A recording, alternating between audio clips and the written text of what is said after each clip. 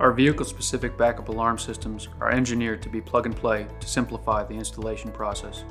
This system is compatible with our 97 decibel backup alarm. Today we will be installing our 97 decibel backup alarm with a vehicle-specific harness for the Chevrolet Silverado.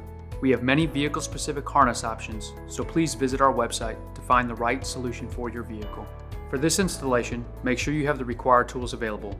You will need a 10mm nut setter and an impact drill. Locate the OEM tail lamp connector that is below the truck. Connector is to the left of the vehicle's spare tire on the crossmember. Unplug the OEM connector and install the vehicle-specific harness between the two OEM connectors.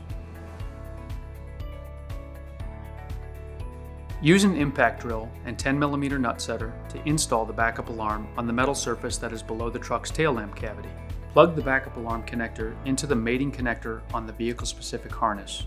For this specific Silverado installation, you will need to adjust the vehicle settings. To do this, enter the Vehicle Settings menu through the Driver's Information Center or radio display. Change the remote entry exterior lighting to off and change the vehicle's exit lighting to off.